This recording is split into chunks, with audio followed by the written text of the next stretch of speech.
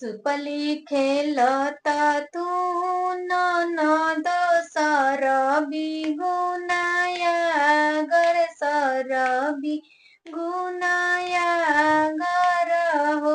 ए ननद मन करला चाउर के चबेनी खाए के जामल जामल दही खाए के आम के खटाई खाए के हो। ए ननदो मन करला चाउर के चबेनी खाए के जामल जामल दही खाए के आम के टिकोरा खाए के आम के टिकोरा खाए के हो।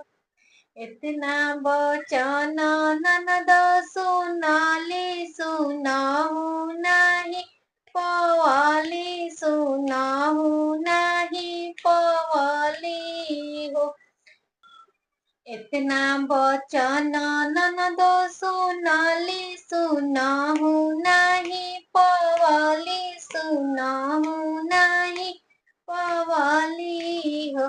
ललना कोठिला के आन भव कवली चबेनी भूंजी लईली चबेनी भूंजी लईली हो।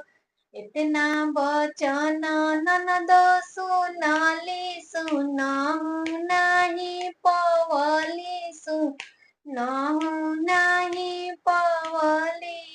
ननद दहिया के हड़िया ढरकवली दहिया ले ले ओइली दहिया ले ले ओइली हो। इतना वचन ननद सुनली सुनहु नाही पवली सुनहु नाही पवली हो।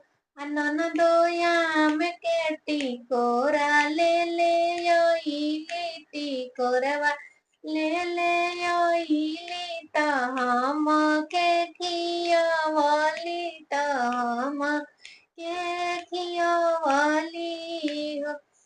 खाले हूँ ये भौजी खाले हूँ जियारा जुड़ा ले हूँ जियारा जुड़ा ले हूँ हो।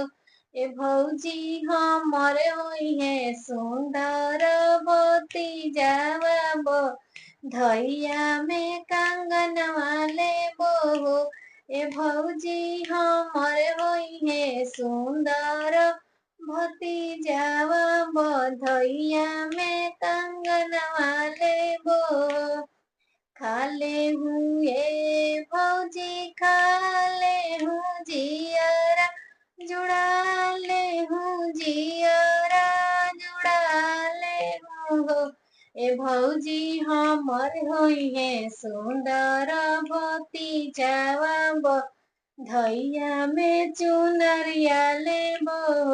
ए भौजी हमर होई है सुंदर भतीजावा बधैया में कंगनवा लेबो बधैया में झुमकवा लेबो।